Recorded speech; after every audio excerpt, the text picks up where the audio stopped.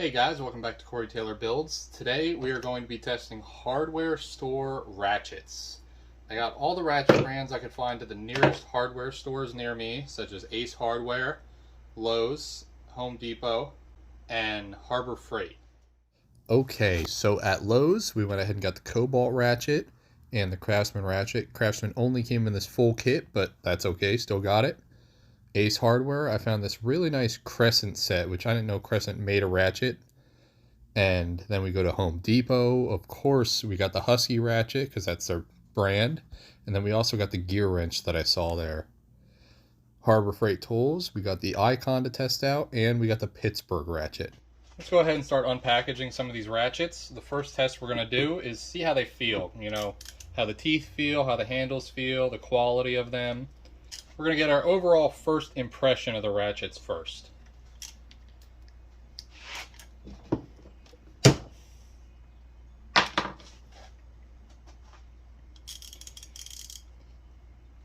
And this Pittsburgh's not too bad.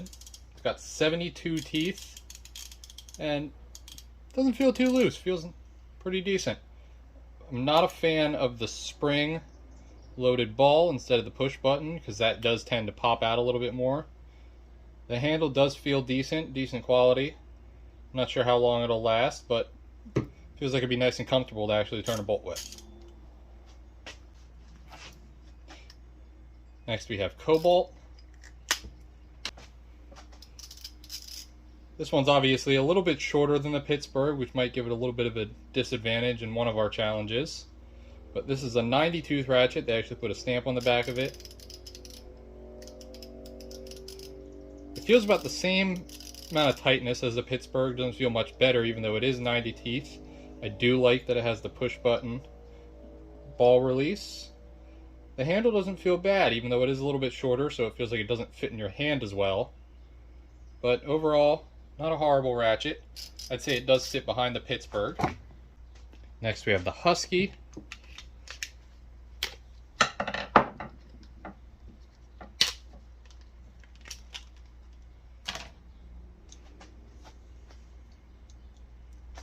Now this ratchet is a little bit loose here in the tip. I'm not sure how well that's going to hold up in the challenge here because that means all the teeth in there are a little bit looser as well.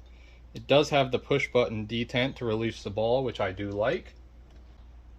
And this ratchet doesn't have listed how many teeth it has. It doesn't feel bad though. It sounds pretty nice and feels pretty good by the tightness of the teeth. I do like this handle. It's a nice grip. It's a decent length overall. Overall, the quality all feels nice except for that looseness. I would put this one above the Kobalt but below the Pittsburgh.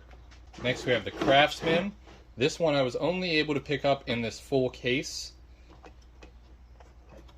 as you probably saw earlier in the video, which isn't the end of the world. Lowe's was just out of stock.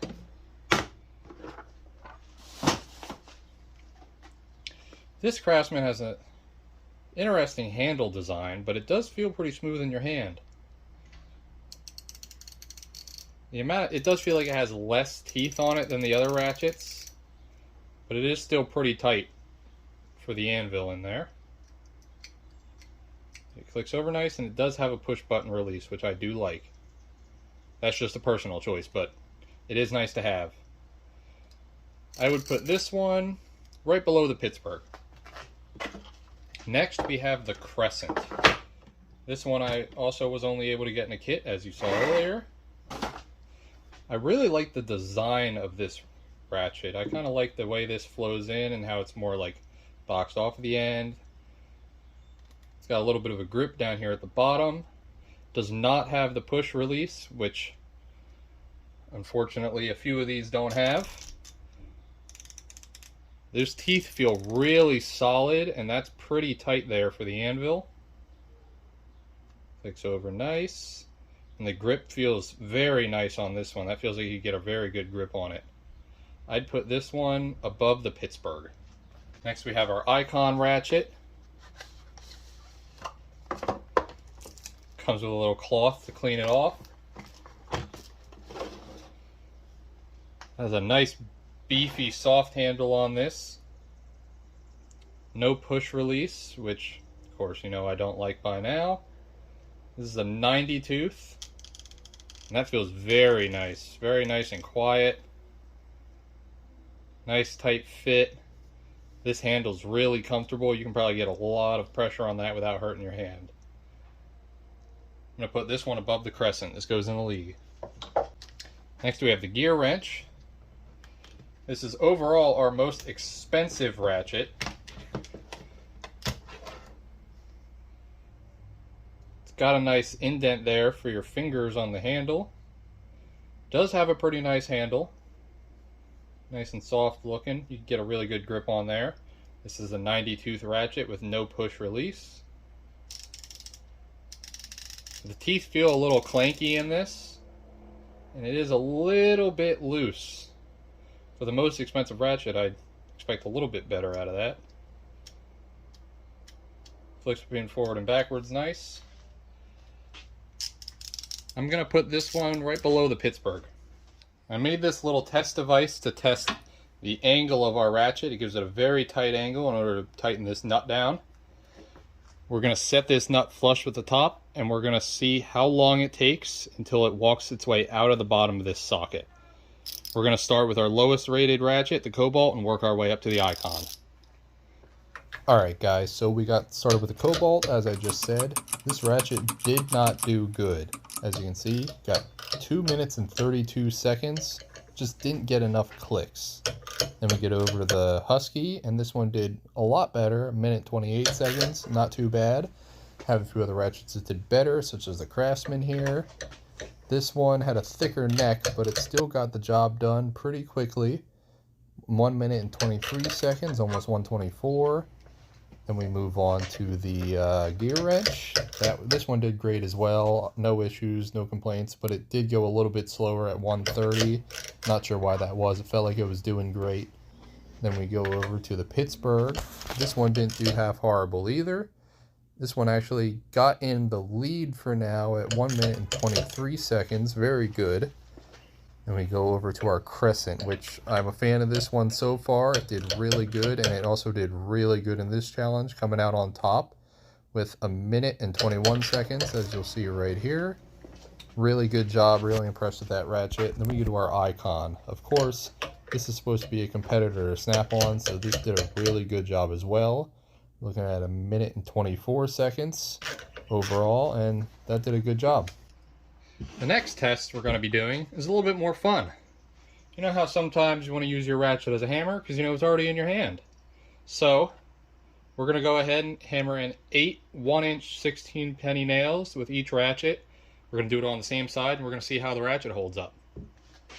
Alright guys, starting with our Kobalt as always. This one actually made a very good hammer in this challenge because the head is really thick at the top, so it had a great surface and it would make a good contact with the nails. Now, here's a close-up of it. Barely any scratches on it, just a few nicks. Normal stuff you'd expect, but nothing too deep. And we go on to our Husky. This was a little bit more difficult to use, but I had better leverage due to the longer handle, so it was able to hit the nails down harder when I actually hit them because the head was thinner. Same amount of scratching as the Kobalt, not too bad. Move on to the Craftsman. This one did about the same as the Kobalt, but it was actually a little bit harder to hit the nails because of the thinner head. You actually just saw I hit one end sideways. Get a close-up on this one. Did about the same as the Kobalt and the Husky for damage, nothing too bad. Of course, next we get right over to the Gearwrench. This one, due to the soft grip, was really comfortable to use as a hammer, even though it's not meant for it. Did the same as all the other ratchets, maybe a little bit less scratching on it, as you can see. Then we go to the Pittsburg. Now, this did about the same as the Gearwrench is acting as a hammer, but you'll see in the close-up here, this ratchet really impressed me. There's almost no damage, barely even a nick or a scratch, nothing. Then we go to the Crescent. This one worked good as a hammer, long handle and a little bit of a thicker head, but it's still a little bit thin. Unfortunately, due to the paint on this one, it looks a lot worse in the close-up. I don't know if that's going to cause any real damage, but it just looks worse. So that one loses this. The Icon, this did good as well. Maybe a little bit worse than the others. It did put maybe 1 or 2 nails in crooked, but same amount of damage as the rest. This didn't really prove anything. It's just a little bit of fun. Now this challenge is to see how much torque I can get out of each ratchet just by hand. So this is the Kobalt, as you can see, 69.3 foot-pounds, which is not a lot. That's because of the short handle on this, and it really hurt my hand to do this. Next we're going to do the Husky. This one was better because of the longer handle. It still did hurt my hand because of the hard handle. 94 foot-pounds though, which is a very good number for that ratchet. Right over to the Craftsman, shorter handle again, a little bit of an easier grip to grab, but 80 foot-pounds. Then we're going to the Gearwrench, soft handle, long handle, so this should be pretty good.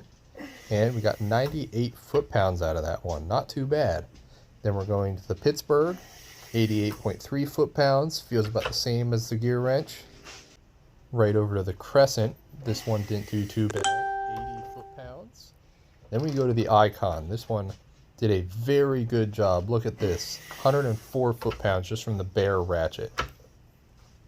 Okay, this last test is just to see if we could break these ratchets. I have a 250 foot-pound torque tester here. If you see the blue lights, that means it's maxed out and I need to stop.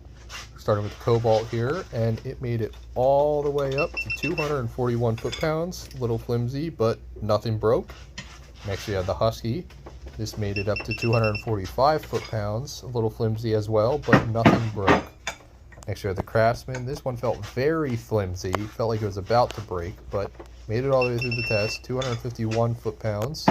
So, proud to say that somehow survived. Next we have the Gearwrench. This one felt good, didn't feel like it was about to break, and it made it all the way up to 245 foot-pounds. Now this is the Pittsburg. This one made it to 245 but felt flimsy, so I tried a little bit more and there it went. Snapped clean off. The tightening gear did not work anymore. The loosening gear still worked, but I'm not going to keep it for just that. Tightening gear just spun. You can see me here in a little bit. I sit there and just kind of fling the ratchet around. Yep, there it goes. Not good. Next we have the Crescent. This one did an amazing job. Felt really tight. Felt like you could probably go way more. 253 foot-pounds. Here's the Icon. This one felt great as well. No issues. Felt really sturdy. 258 foot-pounds. Here's me going over them all. Kobalt felt great. And the Husky felt great as well. Everything turned great. Went in and out of the forward and reverse. Here's the Gearwrench. Great as well. No issues with any of the ratchets except for the Pittsburg. Now I saved that one for last. I'm showing you all the other ones for now just to show you they all still work. This I believe was the Craftsman. Next is the Crescent. Everything was fantastic in this one. Felt like it could last for another 200 foot-pounds. Same thing with the Icon. Both of those ratchets I'm really impressed with and they did a great job. Now this right here is the Pittsburg, I believe. I put a socket on it just so I could show you it a little bit better. Yep, Pittsburg. How much it just spins. I mean, it barely grabs. This is the reverse. It grabs great, feels great. And then as soon as you put it in forward, it just spins. Here's the Icon as well. I put the socket on this one too, just because I figured, you know, it's kind of easier for you to see this way. So that one was perfect. I am amazed by the outcome of this test. I really thought we were going to be breaking more ratchets than just the Pittsburg, which is Harbor Freight's cheapest ratchet you can get. But off of the price of the whole entire box, technically the Crescent and the Craftsman are both cheaper overall than that ratchet because you get the sockets and extension with those two. Now, my favorite two ratchets out of this test would have to be the Icon and the Crescent. Those two felt the best. They felt really solid during the strength test. And their teeth just feel fantastic and their handles feel great. Now, of course, the Gearwrench did a great job as well. I have no complaints about this one. The Husky felt a little bit flimsy during the strength test, but it did hold up just fine, and it seems like a good quality ratchet. It all looks great, and no issues. Craftsman, of course, felt great, but it's just a little bit short, and it did feel just a hair flimsy, but not too much. The Kobalt, I just don't like this ratchet overall. The length of it isn't good. It's a little bit head heavy. The teeth aren't bad on it, but it did feel a little bit flimsy when we were doing the strength test. It's just a little bit too short for my taste.